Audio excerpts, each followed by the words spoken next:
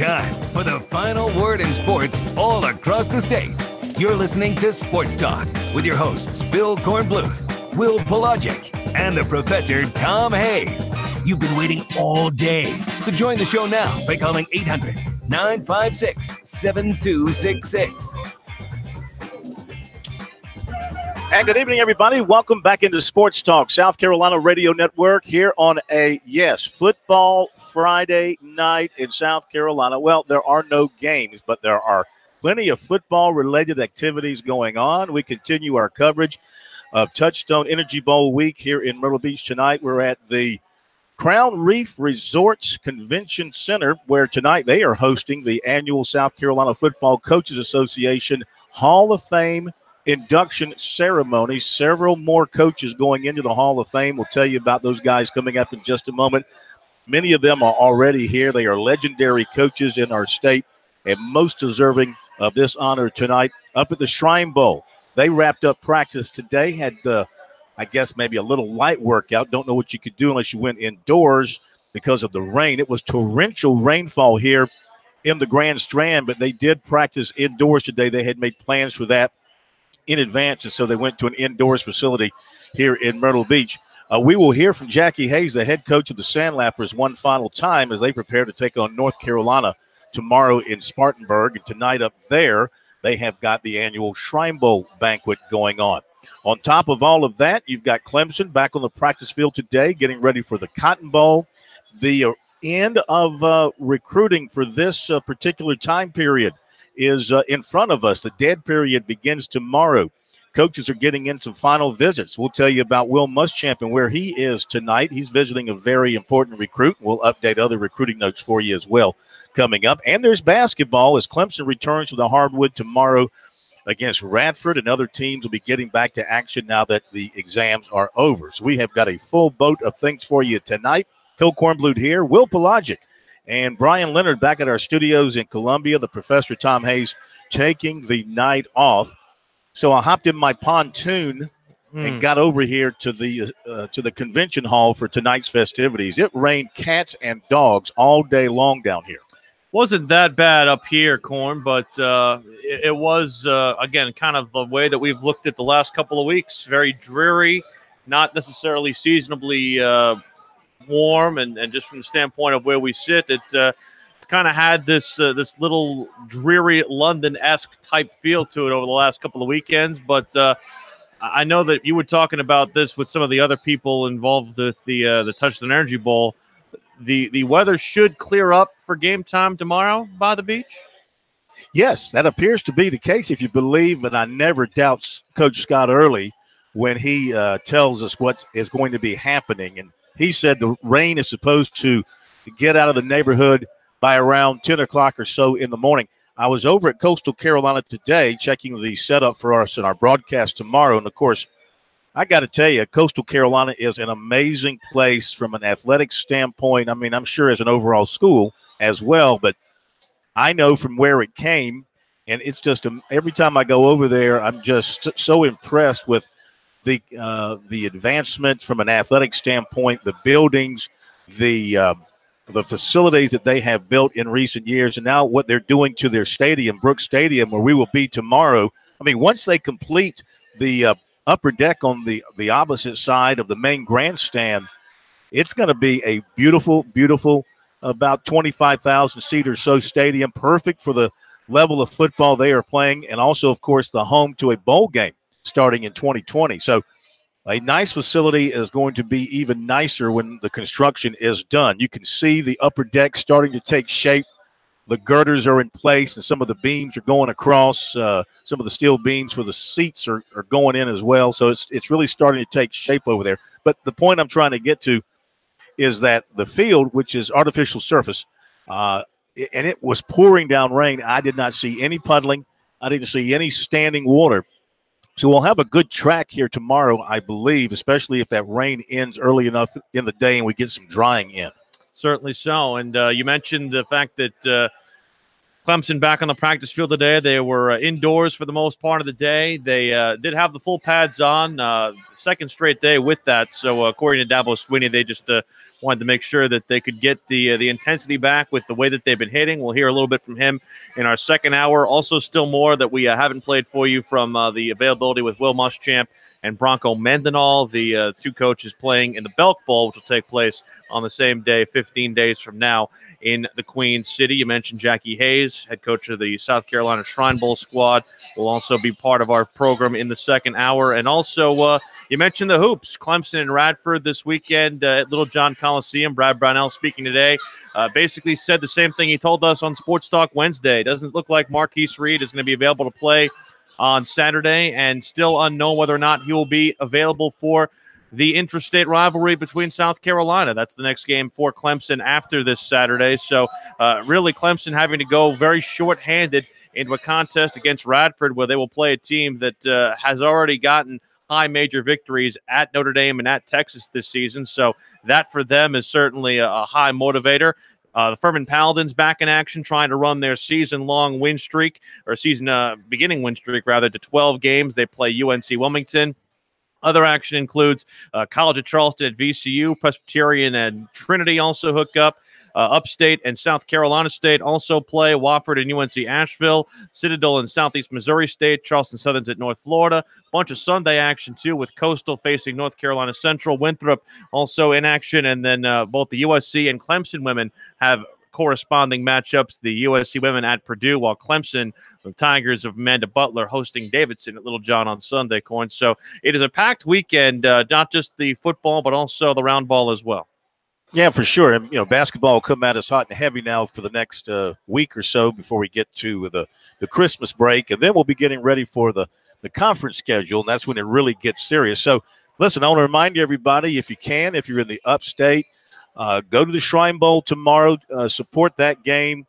Go see if you can pull the Sandlappers through against North Carolina. I believe the Tar Heels are working on a 3-game winning streak. We need to get that reversed. If you're anywhere to the east of, say, Newberry, Columbia, come on down to the beach. You got time to get to Conway and get over to Coastal Carolina to watch some of the other top players in the state go at it, and what should be an excellent football game. In analyzing these two teams based on what Coach Early told us earlier in the week and looking at some of the facts and figures, the North does have an edge from the standpoint of its size superiority, and they have a tremendous passing quarterback in the young man out of Wren who threw for over 4,000 yards this year. I'm looking forward to seeing what Tyrell Jackson can do tomorrow. And the North has loaded up on wide receivers as well. The South, they tell me the running game looks pretty good. The quarterback situation, the passing game, maybe not. You're probably going to see a lot of the running back out of Hartsville that they are very high on, and that would be Tyon Evans. Rushed for over 1,200 yards this year. Of course, in Hartsville's offense, the running game is paramount, and they always produce some excellent running backs. So looking forward to seeing what he can do.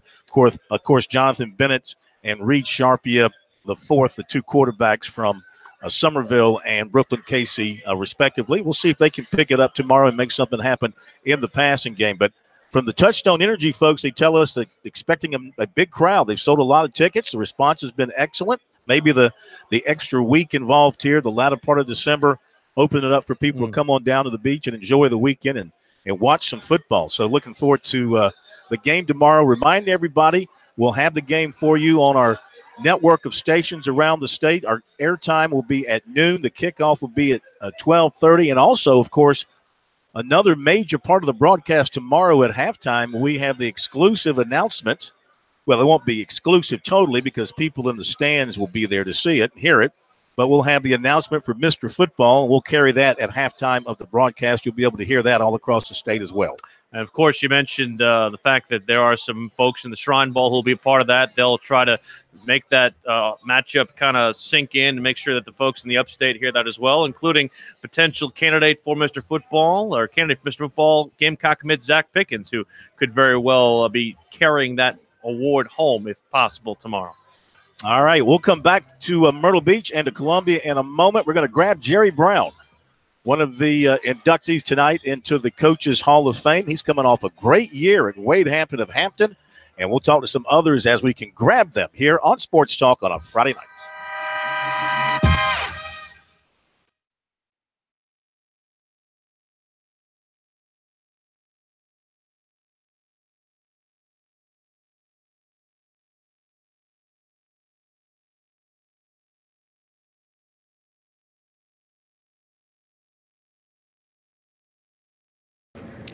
All right, here in downtown Spartanburg with Coach Jackie Hayes as we are.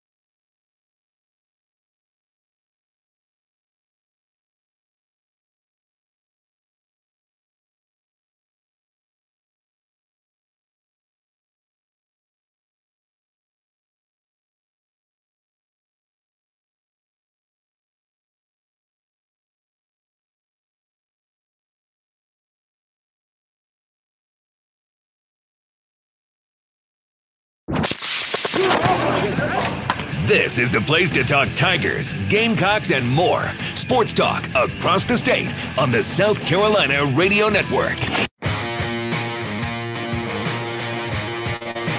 All right, we're back on Sports Talk, a busy Friday night, and we are just privileged as punch to be here at the Coaches Hall of Fame induction ceremony. We've been at all of these, and we're proud to be here again tonight because another great class is going in to the Coaches Hall of Fame. Jerry Brown, Willis Burkett, Bill Carr, Dave Gutshaw, Chuck Jordan, Chris Miller, Ray Stackley, Al Usher, Mike Ware, and James Weepy Welch. All going in, we have Coach Brown and Coach Stackley here with us right now, a couple of men who used to own the Low Country when they were down there. Now Coach Brown owns the Hampton County area, I guess it is. Right. Hampton County, Hampton 1, yeah. Congratulations. You're still kicking. Yeah, still coaching again. I tried to get out of it a couple of times, but when I'm not doing what God made me to do, I don't have much peace about it. No question. And again, I still get letters pretty periodically from my kids and tell me how much it meant to them. So that inspires me a little bit more. Tell us about your year with Wade Hampton, a place that hasn't had, I don't think, in recent years, a great deal of success. You go in there, and within, a couple of years, to explain to you how much of a non-football area it is, They haven't got past the second round in 37 years. So it really was a non-football area. But they learned how to win pretty quick, and we got past the second round and won the third round, went to the semifinals. We had a chance to beat Dillon, which is probably the most successful team in the last decade in South Carolina. And, a couple of penalties, and, otherwise we would have been playing another state championship. Coach Stackley, great to see you again. Good to see you, Phil. You've been away from us for too many years. About 5, yes, sir. Has it been 5? Been 5 years, 5 football seasons. You miss it? Of course I do. Yeah. What are you doing on Friday nights now? I go to a few select games. I go to a few Berkeley games, Somerville games, good many Stratford games, just sit back and watch and see what's going on. In y'all's day, when it was you and Coach Brown, Coach McKissick, Coach Reedy had it going at Goose Creek, every Friday night had to be a war down there in the Low Country.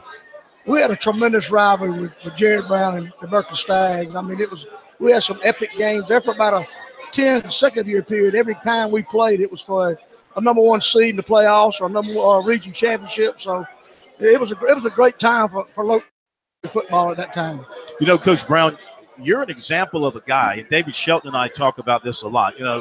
People say you got to have players, and you do have to have players, but you have to have coaching, and good coaching makes a difference. And there seems to be certain coaches who can go anywhere and win. And you're one of those guys. I mean, everywhere you have been, you have won at a high level. Well, Coach McKissick always told me you can tell a good coach because he, like you're saying, wins where he goes. And I told Coach McKissick, you can tell a smart coach because he got sense enough to stay where he's winning. Are you going to stay a while at Wade Hampton? I hope to again. I just evaluate. I tell people I'll tell you in February what I'm going to do next year because I got burned out a little bit this year, and again just need to decompress a little bit. Talking about Ray, talking about Stratford though, I've been in 5 state championships, and the most attended game, the biggest game I've ever been in, is 1994. We were both undefeated, and it was sold out. There wasn't a seat at 6 o'clock. You hear about all this in upstate? Yeah. At 6 o'clock, it was gone. Our kids really enjoyed it. We had seated 4,500 in the stadium. And we had paid over 12,000 people. They were like 8, 9 deep in a row. You remember that, Ray? It was a great game, great atmosphere. Yeah. Coaching against Coach Brown was like what? Well, you knew you was going to go against a team that was very well prepared in all phases of the game. His kids were always tough physically. They were very mentally sharp. They whatever the schematics were they were doing on offense or defense, they knew how to do it. And they made very few mental mistakes, committed very few penalties, was strong in the kicking game, and it's always a pleasure coaching against folks like that. Yeah. And coaching against Coach Stackley was like what? Well, Ray's too prepared for what they've done. The best thing to do is do something he hadn't seen. And then, that's the only chance I had usually sometimes, just do something a little different. Yeah. Yeah. So what do you guys think about high school football today? I mean, you've been around it for so many years. You've seen it change in a lot of ways, maybe good, maybe bad, Coach Stackley. I mean, I know you removed a little bit. Was there something about the game that led you to step away 5 years ago? Or, was it just time for you at that time to go ahead and try something else? It was just time for me, Phil. I've got 5 grandsons, and my grandparents were very instrumental in me coming up. And I just wanted to get away when I had pretty good health. I had some serious back injuries, had a couple back surgeries, and I wanted to make sure I had some adequate time left to spend really important time with them when they're young. And now I'm getting to go to their football games on Tuesday night and go to their baseball games, things I wouldn't do if I kept working, and I'm enjoying what I'm doing. Yeah. Ever want to coach again? Oh, you get the itch. You get the itch all the time. People ask me all the time. They beg me to come back in a couple of situations. And I said, well, if like Jerry said, if the good Lord pushes me in that direction, I have to make that decision. Yeah. Coach, I asked that question. Your face, you kind of frowned a little bit. I'm very concerned with where the game is going.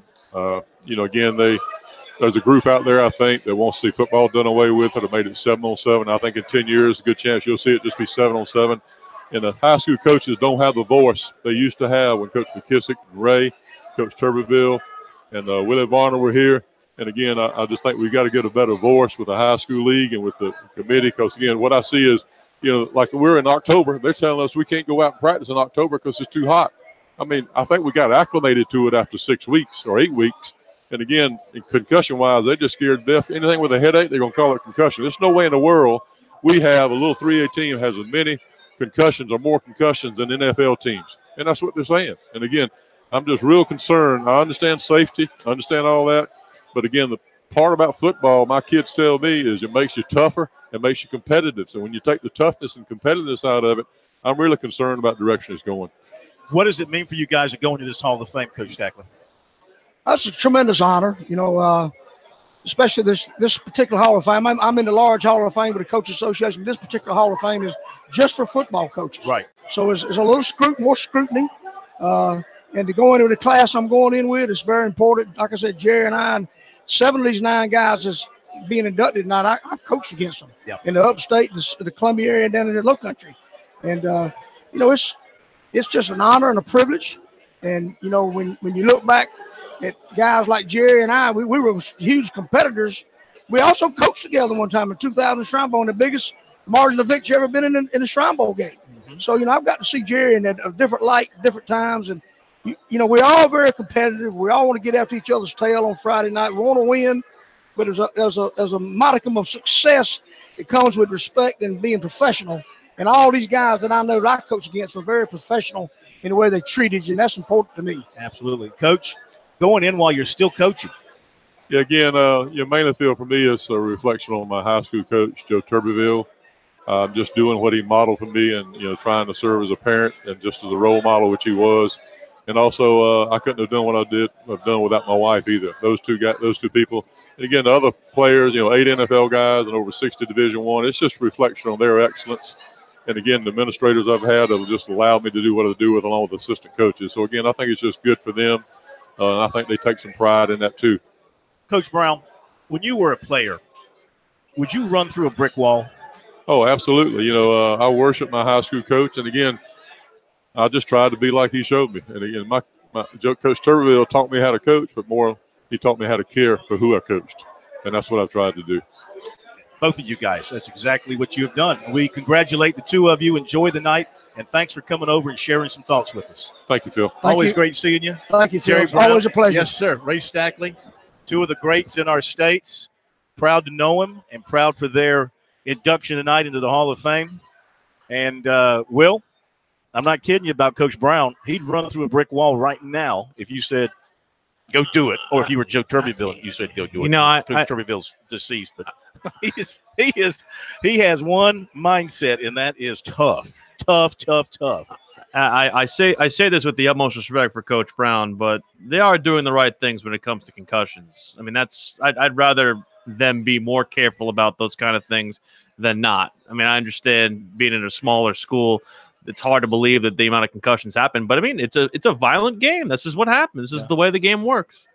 Well, with the guys that came up like he did and coached the game and played the game the way he always had, any change from that he's going to reject, especially when it comes from a board or from a committee or something like that. And he feels like the coaches need to have – his point was the coaches need to have a stronger say in what they're doing. So apparently he feels like they're not being heard or they're not being given the opportunity to state their case loudly and clearly. I just think that, again, anything that promotes player safety is good for football and its future. All right, we'll be right back from more here in Myrtle Beach and in Columbia.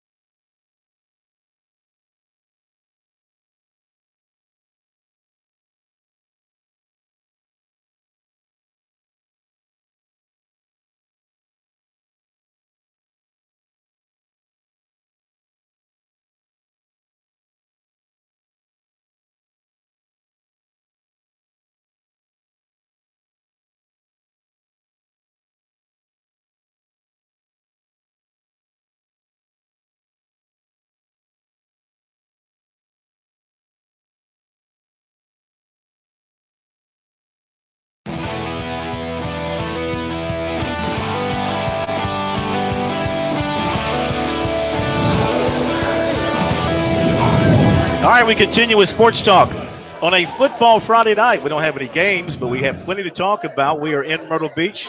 Touchstone Energy Bowl set to go off at noon tomorrow. Up in Spartanburg, the Shrine Bowl set to kick off at 1 o'clock tomorrow. Hopefully the weather is going to be getting out of here. We're going to have good days for both. Tonight, we're at the induction ceremonies for the South Carolina Football Coaches Association Hall of Fame. Two more who are going in, Mike Ware and David Gutshaw. And congratulations to both of you. And Coach Ware, it's a night off for you. You're usually running this thing. That is correct. And I'm still overseeing some, but they don't know it. Yeah. How's it feel to be going in with the guys now? I am very appreciative of this award. And when you look at who's going in this year and who is previously, and your name is associated with that group of people, I'm not going to tell you how many games I won, because if you look at that, I ain't deserving. But they think so I'm very appreciative. You're not arguing the fact, huh? No. Yeah. Well, look, there's a lot of stuff that goes into coaching and being an athletic director, and you've done that all these years. You've been actively involved with the Coaches Association and promoting that in this event and other events. So, correct. Absolutely. And Coach Gutshaw, how many Hall of Fames are you in? You're in North Carolina too, aren't you? No, I was only up there 19 years. Okay. You got to be 20. Oh, you would have been. Yeah. You'd have stayed one more year. Well, that wasn't important. And one thing about Mike, now what Mike's done for the South Carolina Football Coach Association is unbelievable. Yeah. And if there's anybody in this room deserving tonight, it's Mike Ware. No doubt, no doubt. How about for you, though? You came to Dorman many, many years ago, and you brought your high-flying, wide-open passing offense to the upstate, kind of set the world on fire up there and really changed the direction of Dorman High School football and made it an annual contender for regional and state honors. Yeah, it's funny that you say that, Phil, because I came in here throwing the ball about every snap and running when the defense gives it to us. And now we're just the opposite. We line up almost in the eye and run it down people's throats. It's funny how the game changes and everything. But, yeah, I mean, this was a great move for me coming to South Carolina. It's hard to believe I've been here 26 years. Wow. Has it been that long? I'll be there. Years. How about the way things have changed at Dorman over the time that you've been there, where you moved from basically a downtown school now to the outskirts? You've got this unbelievable campus, this beautiful stadium. I mean, it's just plush for a high school setting. Yeah, I don't ever go to practice or playing a game that I don't look around, and I'm very appreciative of where I work and all the things that are given to us. It's been all positives. Anytime a coach stays 26 years at one place, it's a special place, or otherwise you wouldn't do it. And you've had places opportunities to go elsewhere. Yeah, for sure. And but my whole family adopted Spartanburg. I think all the guys around here now consider me a South Carolinian. I do. He is. Mike, in your position with the association, you get to deal with these coaches. And I hold football coaches. I hold all coaches in high regard. But, football coaches, to me, just have a special place because we know how hard you work. I mean, in today's football world, it's a 12-month out of the year nonstop grind. And, you're a football coach at a high school. There's a little something extra that comes with that in terms of authority and respect and all that. What about around the state and the group of high school coaches we have here in South Carolina? Well, I think our coaches in South Carolina are very good. I think they're what I call good people, that they help create good people. Plus, they know football, and they enjoy working football. It ain't a drudgery to most of them. They to get out of it in a hurry. Mm-hmm. And I think that's a big plus, and I think that's one reason the state of South Carolina football has been, going up and looking good for the last so many years. Coach Gutshaw, one thing we hear from people, recruiters and all, is about, even though the state of South Carolina doesn't have great numbers, they marvel at the quality of the players and the coaching that takes place here in our state. Oh, no doubt.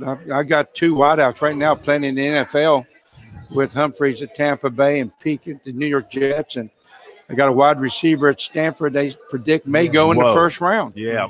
And so, those kind of kids, they develop in South Carolina football because they take it so seriously.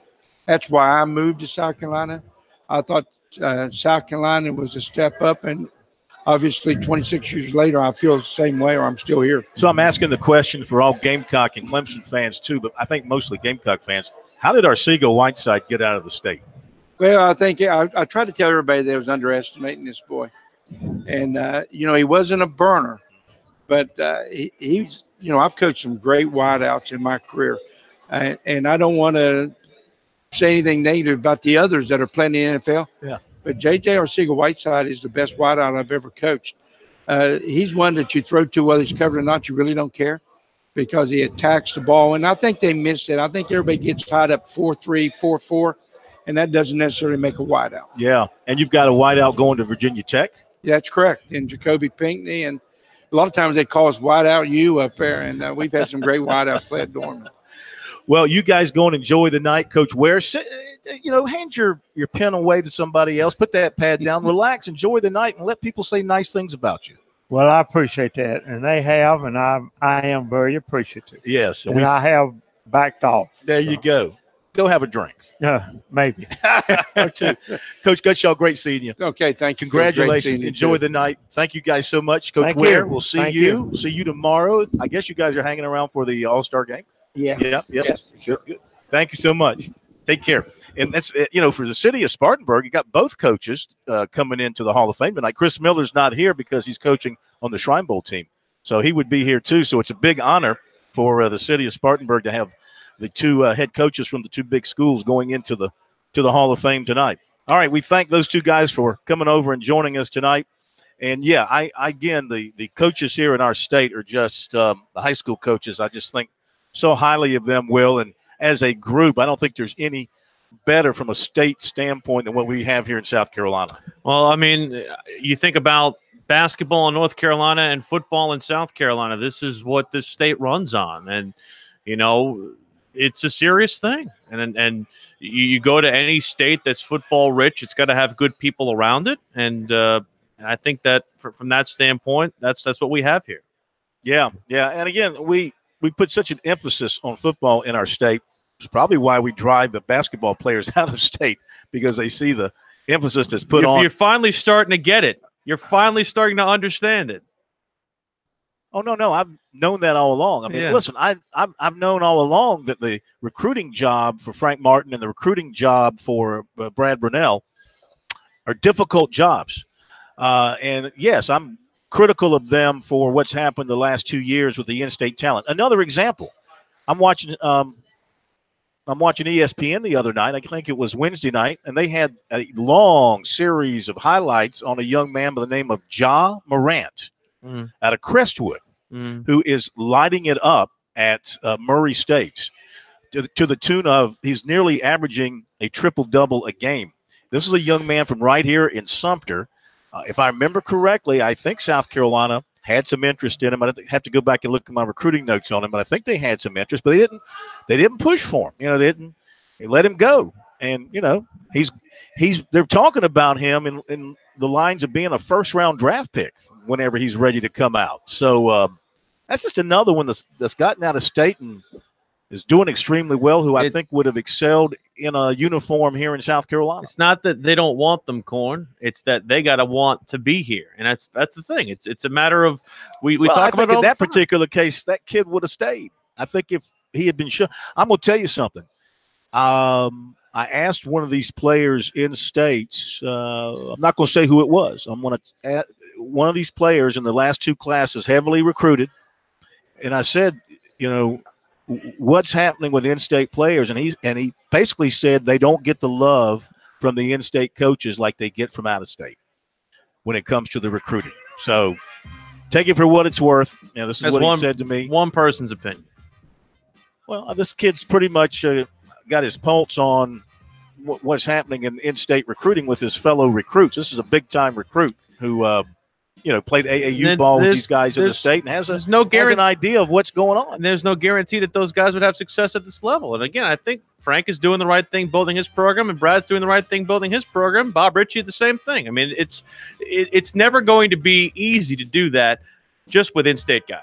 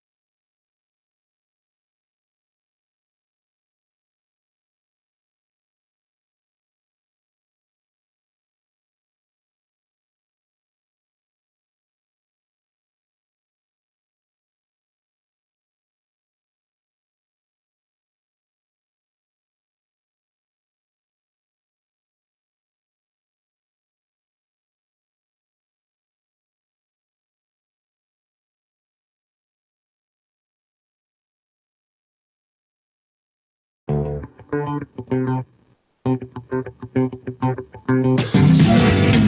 to put your money where your mouth is. Put them in the field, let them fight it out. He's a hustler. If you don't got gas, you won't be getting no sticks. And if you don't got money, you won't see money. If you don't got gas, you won't be getting no. He's a gambler. At the house running young and then we got paid. Show them the next item up for bid. Oh, thank God for the New Orleans Bowl. We can finally get back to gambling. I mean, talking about college football here on a Friday night on Sports Talk as we welcome in. No transparency in your game there, Corn. I get right to it. Our Sterling picks back for one more go round. We didn't have enough in the regular season and championship week. It's now bowl season. And we welcome in Lee Sterling of Paramount Sports. Good evening, sir. How are you? I'm doing great, guys. Yeah, I thought you were going to mention now that Alcorn State's playing North Carolina A&T, we can get back to business. That's right. I never figured out why North Carolina A&T is a powerhouse. Why aren't they competing for the FCS championship? Because they play in this game that champion plays in, and it takes them out of the playoffs. It's a money game where they play. I think it's the SWAC champion. If I was him, I'd put that game somewhere mid-season or late in the season and play for all the marbles. Well, I just think they get so much money off this other deal that it doesn't even add up what they could win in the playoffs. So this is something they did a few years ago. It's good to have you back with us, and I hope you had a great end of the season, great championship week, and fill us in on what folks can get from you this weekend and moving forward through the bowl season. Well, we're going to look to keep rolling on. NFL, we've won 11 out of 14 weeks. Had another winning weekend last weekend in the NFL, and NFL is usually a lot tougher than college football. And last year in the college bowls, we went 18-9. So a lot of work to be done, and I think we found some great situational plays for the bowls this year. Motivation, always the most important. But, I mean, there's a couple games. There's 2 games tomorrow where one team finished up their bowl the week before another team that's still taking their exams as of late this afternoon, a few kids. So you got to find out those kind of nuggets and which teams, they're allotted 15 bowl practices. There's a couple teams that out there just taking 6 or 7 practices. So you find out that and which teams are really going at it to win the game. I think you can do, really make some hay. So if they want to get involved, you can get normally, it used to be like, 16, 18, 32 bowls. Now we're up to 41. You get the last 3 weeks of the NFL season, 41 bowl games, NFL playoffs and Super Bowl. On the website, it's $5.97 with a Save 200 coupon brings it down to $3.97. I'm going to give them the friends and family discount. They use coupon code SAVE300, just $297 through the Super Bowl. It's all available, ParamountSports.com. Now, that's what I call a friend right there, no question about it. Now, when you try to figure out these bowl games, how much do you factor in the want-to factor, the team that wants to be there the most, that wants to play well and wants to win? Number one, motivation, and that's why you see more upsets than any other time during the year.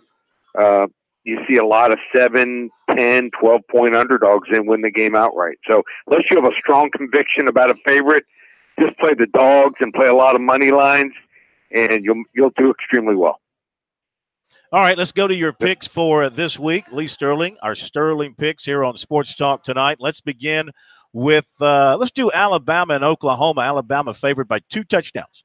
Yeah, well, Alabama, I think their defensive kids are telling Tua, listen, you just do your job, you get healthy, you put up 40 or 50 points, and we'll slow down Kyler Murray. Kyler Murray's great. A lot of fun to watch, but his best receiver, Marquise Brown, looks like will play, but not 100%. And if you look at all 4 teams, usually the team with the weakest defense, they get disposed of quick.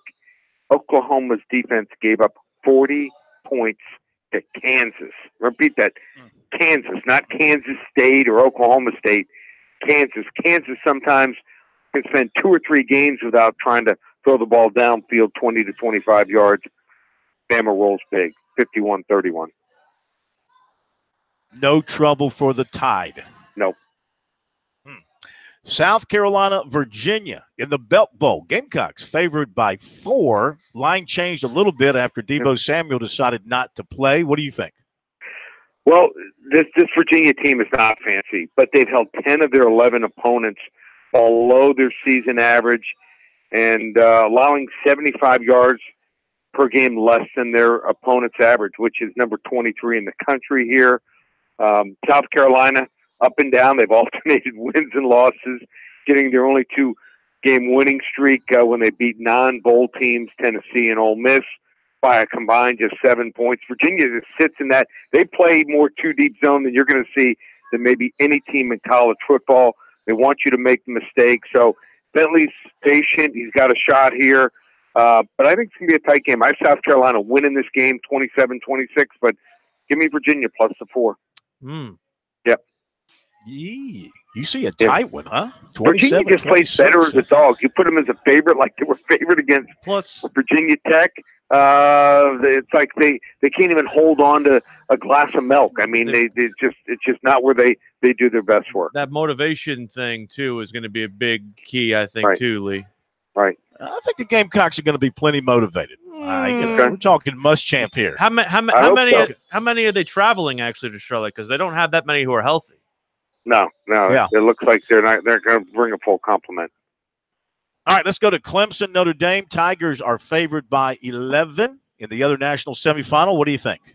I think Clemson's and Alabama, the two most talented teams here, but Notre Dame might play within themselves as well as almost anyone in the country this year. A lot of people will point to the last couple games, but I think they felt a little bit of pressure getting to the national title game here.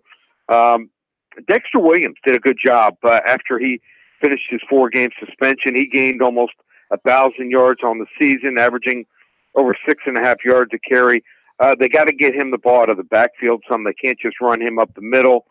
But I think Clemson special teams, which were ranked just 106 out of 130 teams, that might be their bugaboo here. So I think Notre Dame is going to be ready for this game. The public is going to back Clemson because what they've done the last couple of years. And Notre Dame, they just got walloped when they played Alabama in the national title game a few years ago. So don't say my upset of the bowl season, Notre Dame 27-26.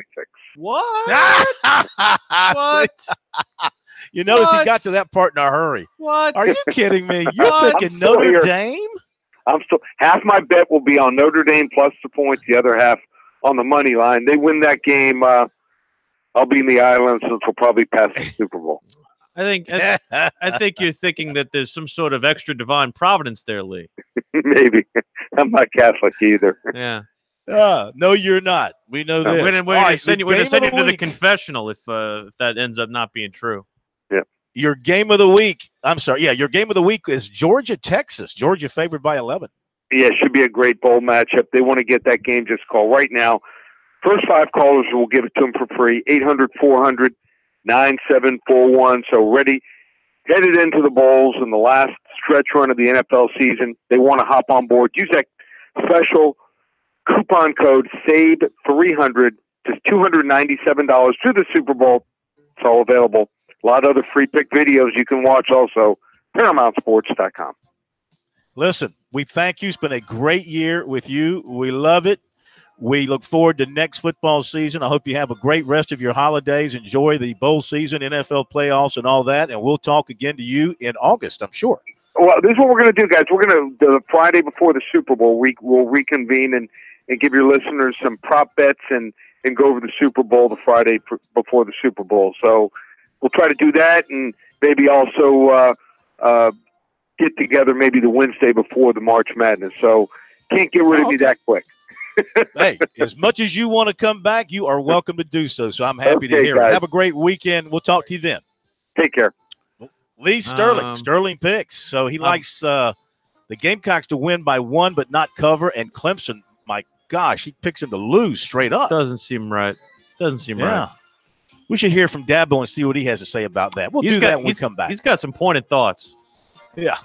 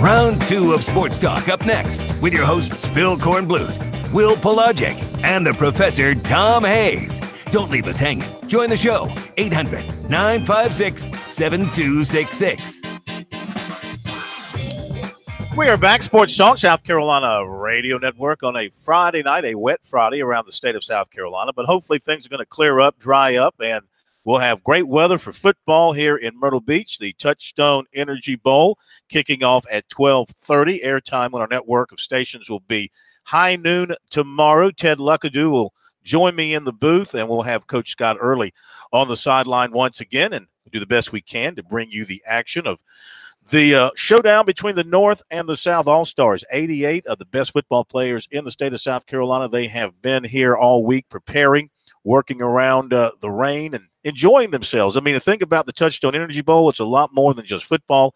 Kids get a great opportunity to go out and have some great food, enjoy the sights and the fun of Myrtle Beach. The big day yesterday of going shopping with the kids always stands out to them. So looking forward to that. And, of course, the Shrine Bowl tomorrow always has great meaning as well. It caps off the fundraising year for the Shriners. They raise millions of dollars for their children's hospitals. It, too, is a fabulous cause, and hopefully both games will be well supported by the fans in the state of South Carolina tomorrow. And I can tell you, the talks are going on to some degree. I don't know exactly how far down the road it is, but there are discussions moving forward about combining these two games, not into one game, but into a weekend, and playing the Touchstone Energy Bowl game on a Friday night and the Shrine Bowl on a Saturday night or Saturday at the same location. So this is something that we could perhaps see come to fruition in the not-too-distant future. And a lot of people think that's a great idea. It'd be a great way to celebrate high school football in our state with a huge weekend involving all the All-Stars in one location. In the meantime, one other football team in our state is actually at work. Besides the All-Stars here and the All-Stars up in Spartanburg, it's the Clemson All-Stars. The Clemson Tigers getting ready for the national championship. But they're not paying any attention to Lee Sterling, Will Pelagic. They're not buying into that stuff at all. They're not. They put the pads on yesterday for the first time since they got themselves back into practice. They had basically one workout to kind of get the cobwebs out from the week and a half that they had off from the game that they last played against Pittsburgh in the ACC championship. A couple of comments from head coach Dabo Sweetie, not just on the preparation for Notre Dame, but also a couple of big issues across the college football landscape, including how he feels about potential playoff expansion and the new practice, or at least somewhat new practice, of players sitting out bowl games outside of the playoff in New Year's Six. Yesterday, we kind of took it another step. We got back in pads yesterday. Wednesday, we looked like we hadn't practiced in a week and a half or played. But I thought yesterday they showed up and had the right mindset. And then today, kind of another step, a lot more intensity. Today we had some live work and just kind of, you just can't. So it's 2 weeks tomorrow since we've played. So you can't. There's only a certain amount of time you can go on this game without putting your pads on somebody. Yeah, but there's been lots of talk about expanding the playoff this week. What are your thoughts on the current system and the possibility of that? I'm the wrong guy to ask that. I'd be more going back to 2, to be honest with you. I'm not more is better guy. I know there's a huge crowd out there for that, but I think that college football is unique. And now all of a sudden it just becomes like everything else when you do that, in my opinion. I mean, you got 130 teams, so I think I've always felt like we got 68 bowls or something like that. I think it's awesome that you got 30, whatever that is, 34. Is my math right? 34 teams to get to end their season on a positive note. Do you have any thoughts on players choosing to not play in bowls that aren't the playoffs? Does it matter what my thoughts are? It don't matter. It doesn't matter. As a coach, if you don't want to play, don't play. Just let me know who wants to play and let's go play. Now, my opinion is I hate it. I don't like that, and it's easy to say, oh, well, you're the coach, makes all that money, and you're going to say that bull crap. I mean, listen, my thing is I don't choose to live my life that way. I personally choose to play. I mean, otherwise, why even play your whole senior year? I mean, you can get hurt in anything. You can get hurt getting in the car. In fact, you got better odds getting in the car to get hurt than you do playing in a football game. So that's my opinion. But that's also a product of the playoff. Before the playoff, you didn't see all that. Now all of a sudden, playoff comes along. Well, I'm not in the Final Four, and all of a sudden, and I don't. That's an unintended consequence of the playoff system. And not everybody's a first rounder. But listen, I get it. And the flip side of that is I understand. Hey, everybody's got to make their own decisions. A lot of yellow jerseys out there. Is this as healthy as you can remember being going into a bowl game or playoff? Probably so. Yeah, and I think that's a product of our depth. And then, we had 11 games. We won 20 or more points, and we were able to play a lot of people. We got a lot of tread on the tires.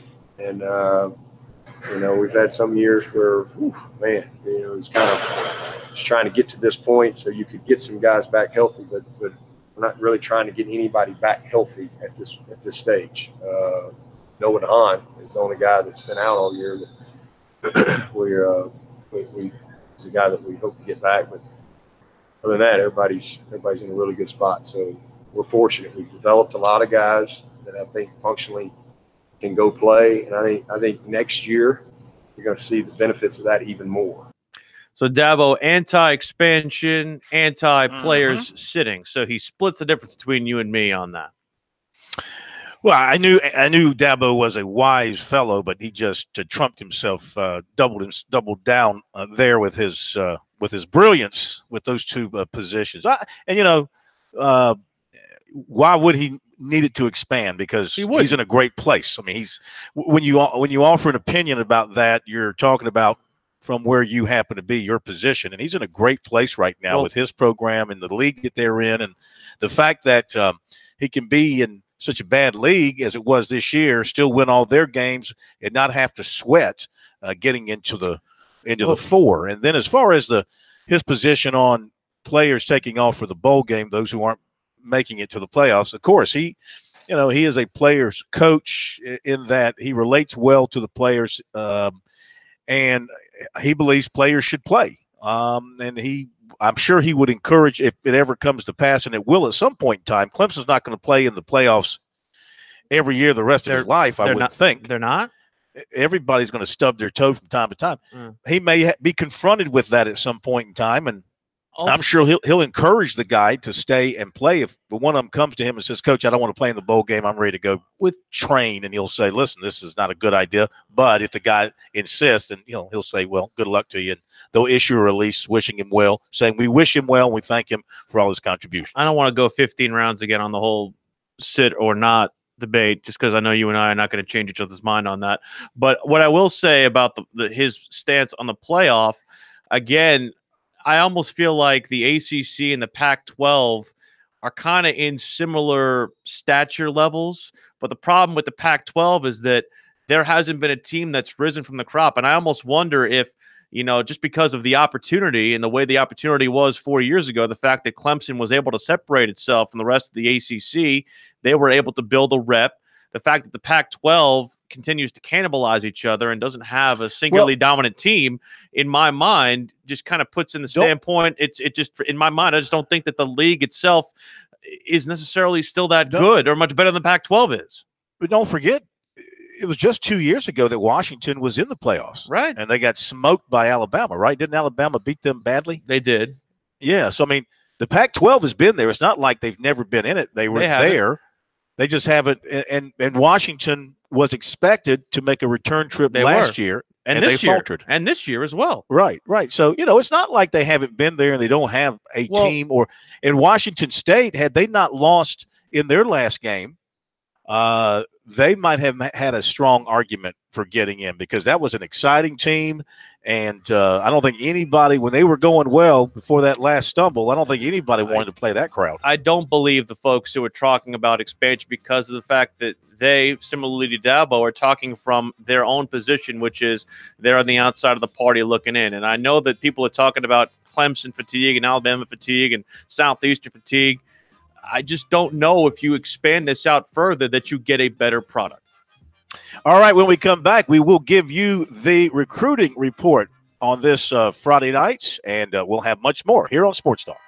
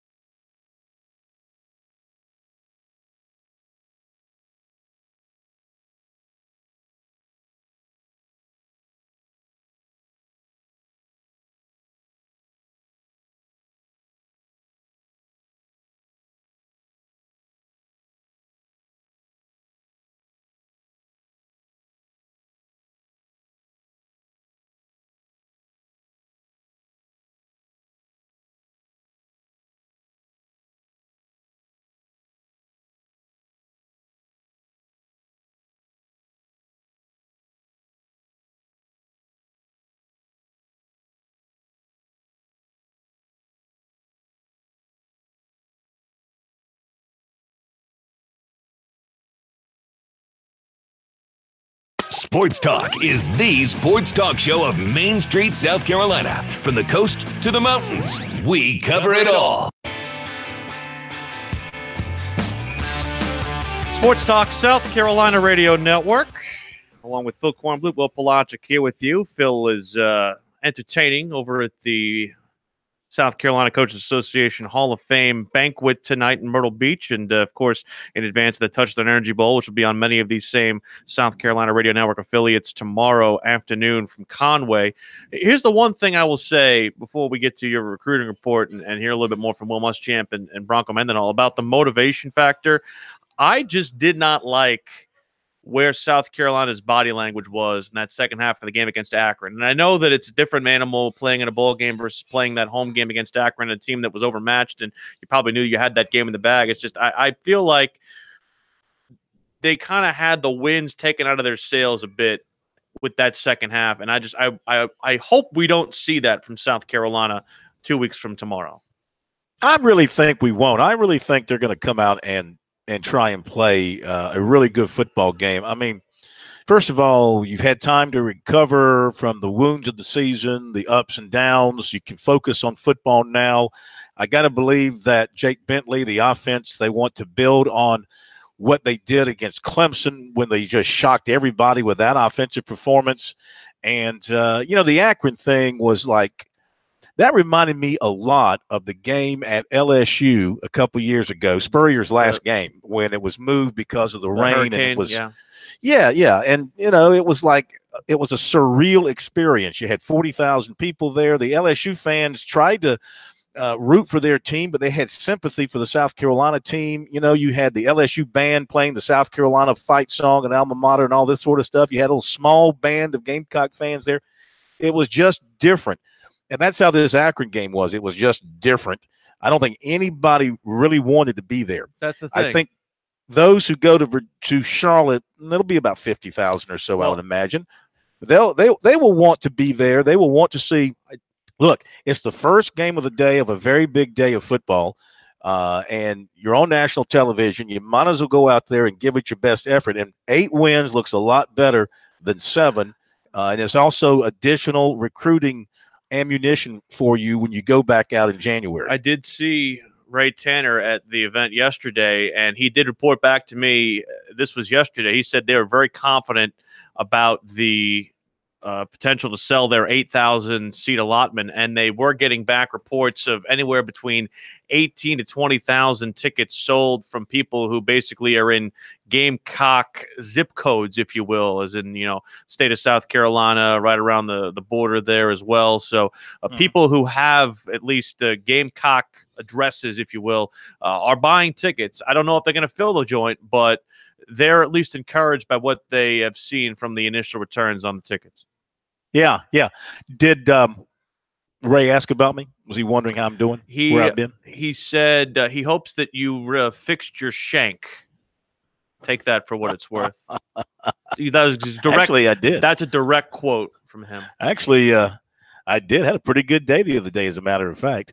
All right, let's get to recruiting here on Sports Talk. By the way, I was going over the sheets. We have information sheets that we give to all the players and ask them to fill them out and ask them about some recruiting stuff, and ran across this, and it really opened my eyes and reminded me, and I'm seeing another one here on Twitter, the first offer that I have seen from Erskine College, the new football team at Erskine. In fact, the coach was there at practice on Monday, and so now they're getting out, and they're making offers to people, and I see one here. They've offered a young man by the name of Colin Williams out of Blythewood. Look at that. Picked up an offer from Erskine. And remember now, Erskine's not going to play his first game until 2020. So anybody who goes there will basically redshirt the 2019 season. Maybe I don't know what they can do in terms of being like a JV team and that kind of stuff, if they can play those kind of games, but they won't play any real games until 2020. But they're getting out there and starting to hand out those offers, and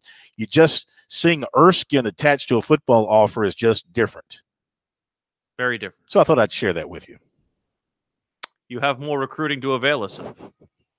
Were you excited to hear that? I was not. Yeah. Being completely honest with you, I was not. Yeah. So, checking on a couple of guys today.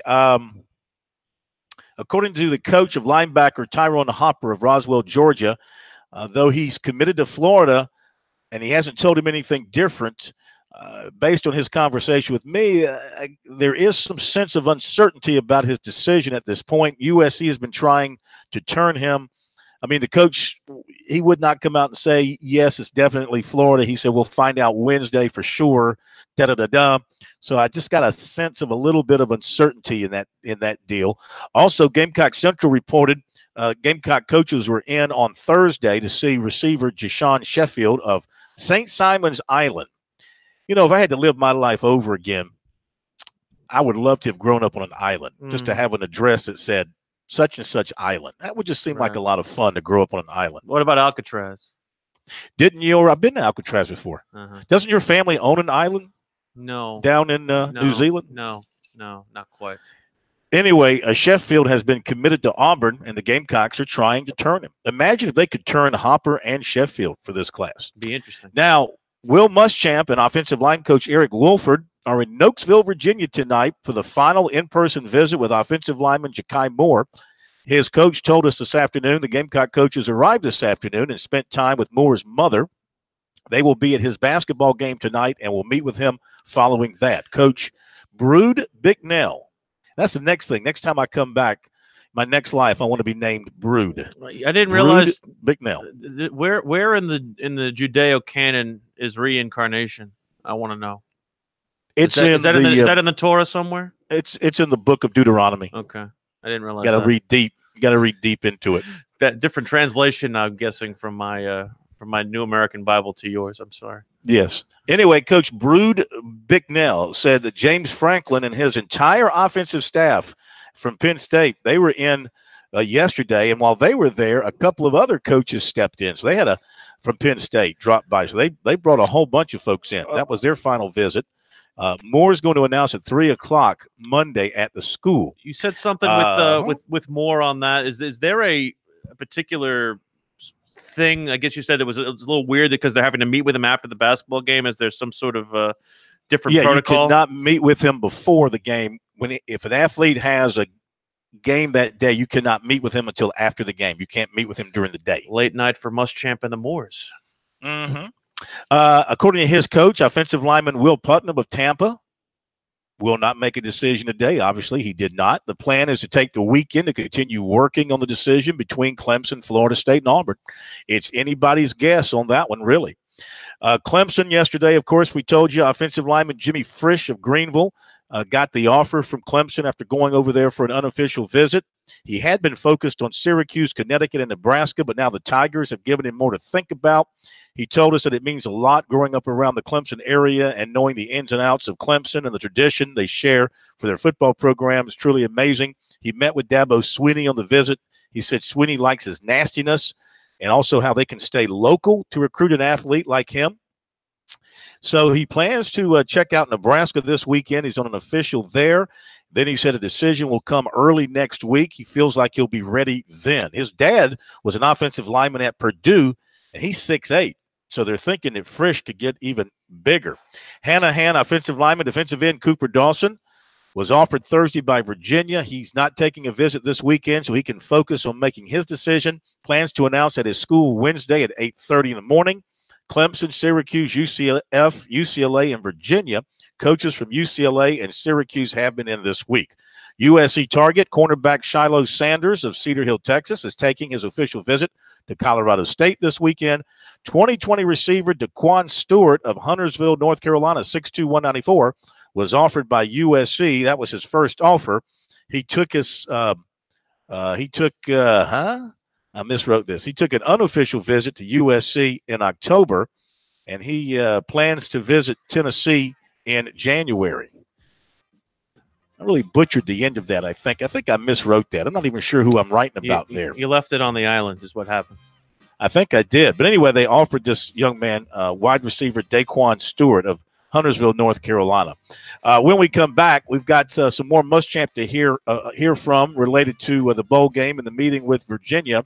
I got a couple of other recruiting notes from here at the Touchstone Energy Bowl we'll share with you as well. Sports Talk continues in a moment.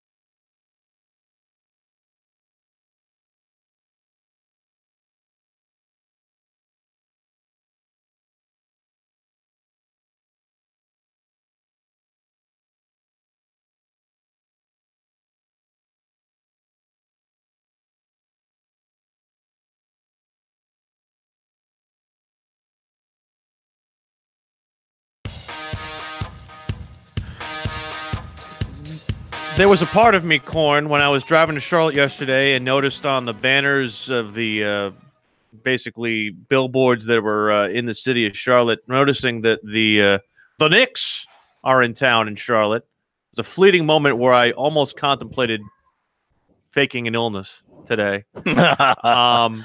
And I see well, that you could have gone with the old mental illness thing, and everybody would have believed that. it's not a far trip for me, but I'm noticing that they're getting run out of the gym right now by the Hornets, 33-16. Charlotte shot 57% in the opening quarter, and let's just say I'm almost thankful I didn't try to pull the mental illness thing. But you had some wise choice. You had some more recruiting notes you wanted to avail us of.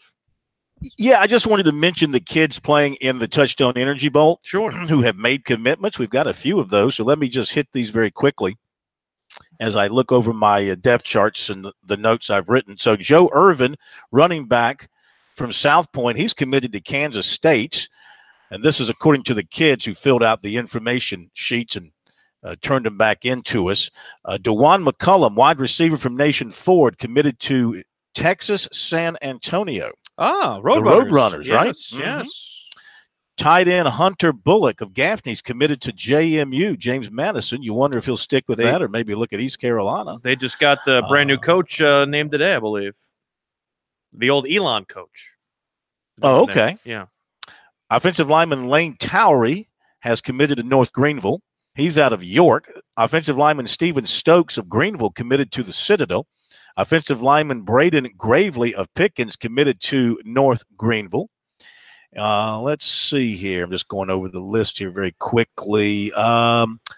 Defensive back Jaheim Hazel from Well Branch is committed to Wofford.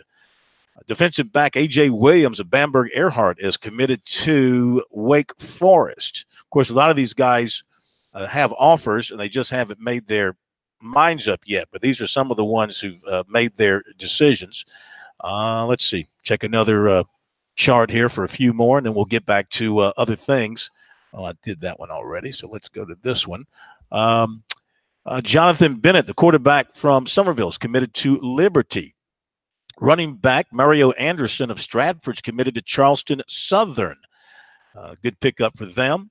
And here's another Citadel commit. Offensive lineman Therese Drayton from James Island is going to be a Bulldog.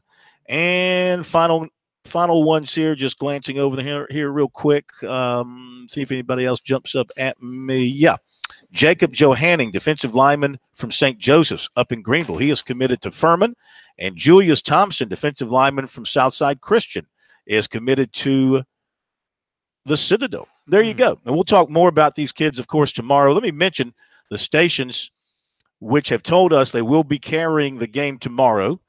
Our airtime is 12 o'clock. Kickoff will be 12:30. The announcement of Mr. Football will be at halftime. If you can't find us over the airwaves, but you should be able to, we'll be pretty much everywhere across the state for the most part with the strength of the stations. If you can't, we will stream it for you, the audio on our Periscope, which will be available on Twitter, so you can listen to it that way and take it with you. Also, of course, our Columbia station, The Point Radio, will have the game, and you can find them on the TuneIn app and listen to us that way on your phone or your laptop or your tablet, whatever the case may be. But right now, stations that have told us that they will be carrying the game: WPUB-FM in Camden, The Point Radio in Columbia, WQXL 1470 AM and 100.7 FM. In Florence, WOLH AM and their corresponding FM, which is 96.3.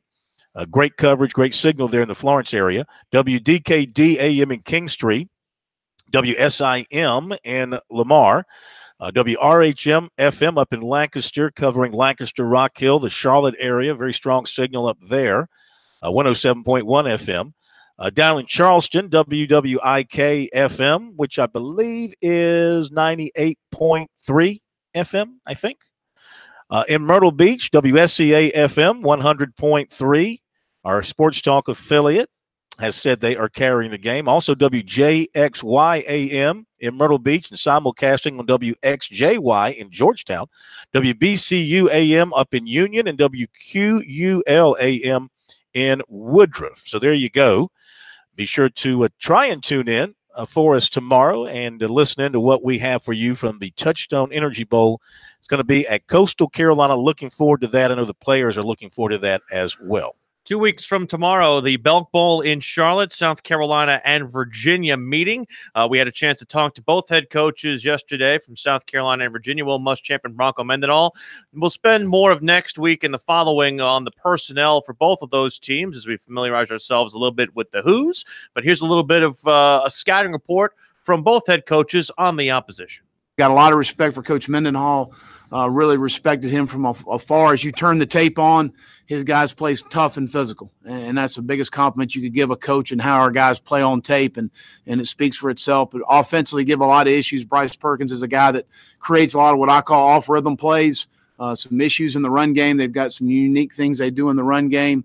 Jordan Ellis is an outstanding back. They've got a really good skill set of players, tough and physical up front. They've got a 3-4 structure defensively, which they got some length and athleticism in the front seven and on the backside, and a team that really, two very difficult overtime losses, some tough breaks in both of those games, but possibly could have been 9 or 10 win teams. So really good football team in Virginia and well coached, and we're looking forward to the matchup here. Javon Kinlaw had surgery; he had a labral tear in his hip, and something that we probably could have done after the bowl. But obviously wanted to go ahead and get him healthy and get him ready to go for his senior year. So we went ahead and did the surgery. Keyshawn Nixon will be out for the bowl game. He's got a fracture in his neck, something that had some issues with his shoulder, had some numbness, and we ended up doing a CAT scan and found it after our last ball game. So it's very disappointing for him. But Bryson Allen Williams will be back. J.C. Horn will be back. Jalen Dickerson will be back.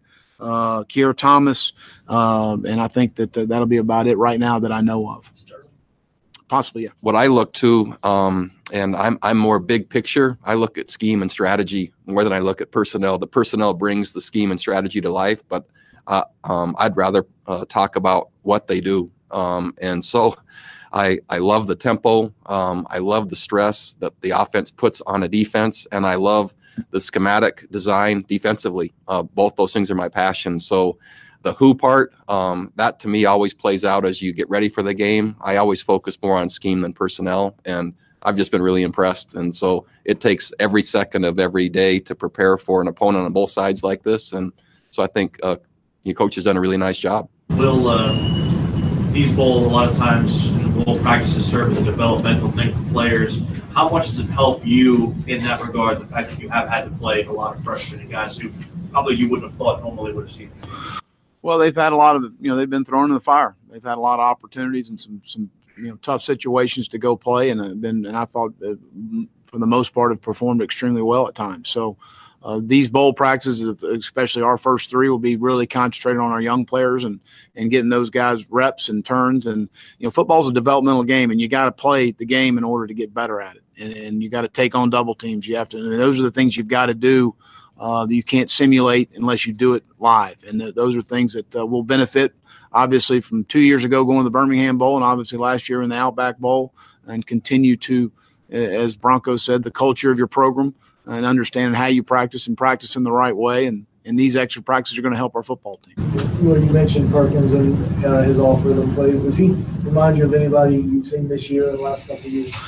I don't know. I think every player's in their own right of who they are, but he does a fantastic job. They create an extra hat in the run game and some things they do. It's very unique as far as the things they do, but it's really difficult, whether it's pocket movement or a drop back pass, and being able to create off-rhythm plays. I mean, those are things defensively you've got to do a nice job of him and the quarterback up and keeping him in the pocket, and he's a very difficult guy to do that against. That's Will Muschamp and Bronco Mendenhall as, again, they get ready to match up on the 29th of December. And one thing, they're trying to reverse a trend, Corn. Neither team has lost in a game in Charlotte that they've played. So that'll be a first for the team who fails to triumph. Yeah, I think the Gamecocks are going to turn the who's into the whats. Huh? I look for South Carolina to win this game. I think they'll be better than that. You're better than that. No, that's about where I am right now. Yeah. That's going to turn the who's into the whats. I think South Carolina is the better football team with the better quarterback. Even without Debo, I think they'll still have enough offense to overcome. Still wonder where the motivation is for both teams.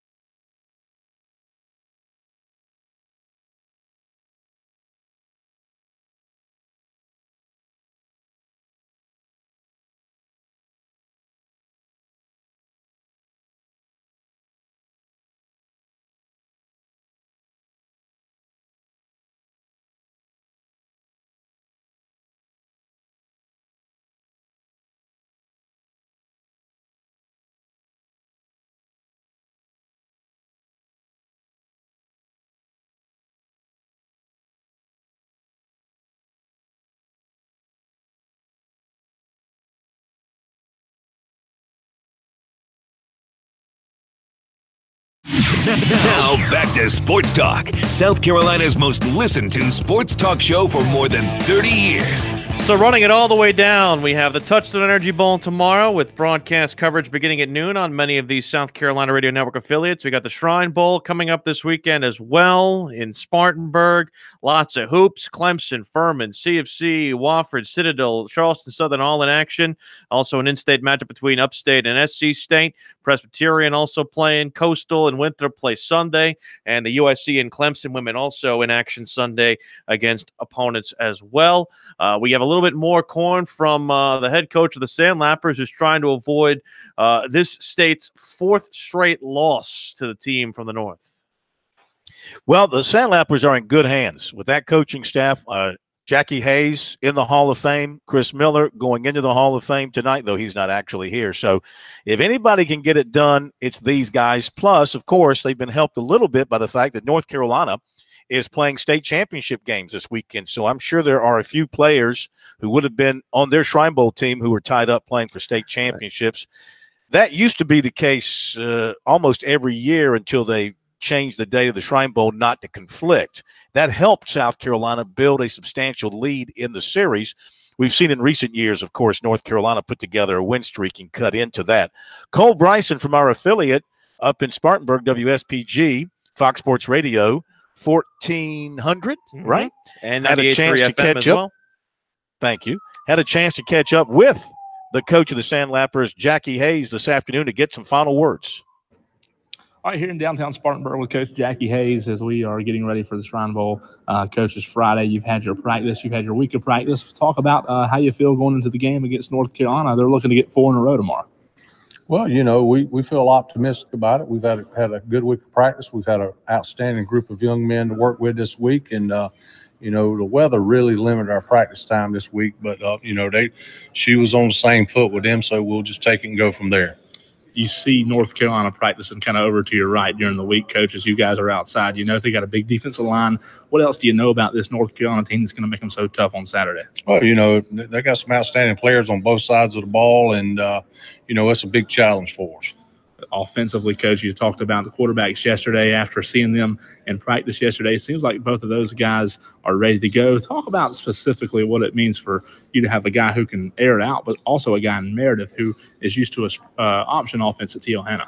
Well, you know, we got to be able to mix it up, run and throw it, and try to keep them off balance a little bit. We, you know, we don't want to let them just run off the ball and make big plays on us. So we're going to have to mix it up with the option game and still be able to throw it some too.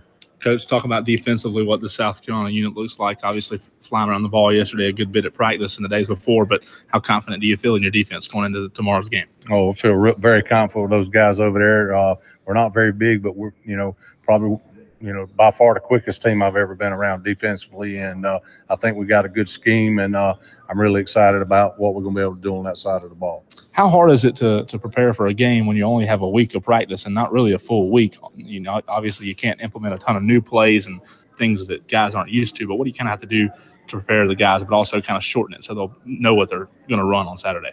Well, believe it or not, we've put in everything we wanted to put in, and the good thing about this is a good, smart group, and they've really quick learners. So, you know, we got a full game plan just like I'd have on my high school team. So, kind of looking forward to see how they execute. Coach, talk about what it means to you and the rest of the players and what you've seen at the hospitals this week as you guys have had a chance to visit the Shriners Hospital, and I know that's been a big part of the week so far. Well, no question about it. You know, we're going to play the football game on Saturday, but, you know, at the end of the day, that's not the really big thing. It's about raising money for the Shriners Hospital, and that's so important. And when you go there and see those children, you just think about how blessed you really are that you're not having to go through those situations. There's a couple of keys to victory for South Carolina to get the win tomorrow. Well, first of all, we got to take care of the football. Don't turn the ball over and do a good job in the kicking game.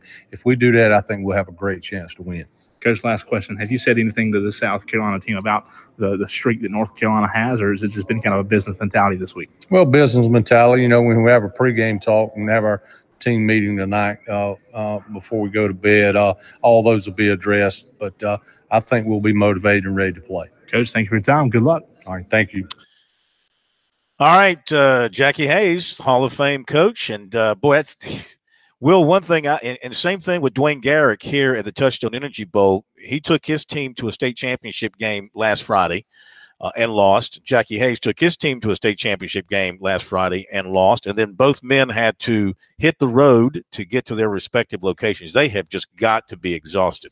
I mean, that's the one thing you wonder, kind of the same thing like we talk about with these bowls, who has enough left in the tank. And again, you have these situations where you wonder if you're going to get the requisite amount of defense. Is it going to be a shootout? And, it's so odd and weird because you want these games to be a showcase for these players. But with the way the Shrine Bowl works, because of the fact that you are factoring in state pride, you also want to win the game. So I think at some point that part of it has to take over at some point. Absolutely. All right, a couple of other things I wanted to mention before we get away tonight. South Carolina announced today that they will be putting in at their baseball park, Founders Park, a new video board working with Daktronics. And this display, they say, will be one of the 10 largest in college baseball, 1,450 square feet LED video display. Will be ready for the opener February 15th against Liberty. This display will measure approximately 33.5 feet high by 43 feet wide, or basically the size of Will's stomach, and will feature really that's a 13 HD pixel layout to bring, as it says here, exceptional image clarity and contrast with wide angle visibility to Gamecock fans seated throughout the stadium. That's great. I wish they would do something with the actual scoreboard itself. I can't. The innings, the numbers for the innings are hard to read. If you ask me, they need to be better lit, if they're even lit at all. Well, I think the video board is going to replace all of that stuff. Like they're going to make the. You think so? You think they'll put all that up there? You haven't seen the rendering of the board. They're basically turning the whole thing into a video board. Is what they're doing. They're taking out the manual numbers, so to speak. So everything will be digital up on the board. Everything is digitized. Welcome to Welcome to 2018. Okay. Also, the other day they announced the coaching staffs for the upcoming All-Star basketball games, which will be here in March. The Carolinas Classic All-Star game, March 23rd in Wilmington. The head coach of the South Carolina boys team will be Zach Norris of Keenan, assisted by Bailey Jackson of Clover. The girls team will be headed up, the coaching staff, by Teresa Jones of Dreer and assisted by Cedric Simpson of Orangeburg-Wilkinson. As for the North-South All-Star game, March 16th at Lexington, the North boys will be led by Reggie Choplin of Wade Hampton, assisted by Andy Pitt of Chesney and Perry Dozier of Spring Valley. South boys head coach Jimmy Kennard of Airport, assisted by Brian Brunson of Carolina Forest and Dion Richardson of Burke. Head coach of the North girls, Terrence Gibson of Ridgeview, assisted by Ashley Gilmore of Eau Claire and Cosander Griffin of Daniel. And the girls' South team head coach Tim Baldwin, Goose Creek, assisted by Kelly McNeil of Stratford and Reggie Jones of Beaufort. You see the statement from Saban on DJ Durkin here? No, sir. He says that DJ Durkin is spending a few days with our staff in Tuscaloosa from a professional standpoint and development. He's not been hired in any capacity by the University of Alabama. He's simply observing our operation as many other coaches have done through the years. Is he going to learn how to not get players killed? Is that what he's there for? Because he could do that anywhere, really. Just saying. Well, first of all, if Saban is right, then all the blowhards in the media need to go take their columns and their comments and shove it up their ass. I wouldn't, because they were frying Saban, saying that he was joining the staff. From the ones that I read, they were saying here he's joining the staff as a consultant. He's this, he's that, he's that. Apparently, he is not. I wouldn't let DJ. Apparently, he is not. Now, like him or hate him, let's forget about that. That's got nothing to do with this part of the story. This part of the story is that the media apparently got it wrong as far as the relationship between Saban and Durkin. I wouldn't let DJ Durkin use my bathroom. But you will agree with me that they got it wrong. Will you at least agree with that? I'm not saying they didn't get it right or wrong. I'm just saying I wouldn't want him associated with my program. Have a nice weekend. Listen to the games tomorrow. We'll see you Monday.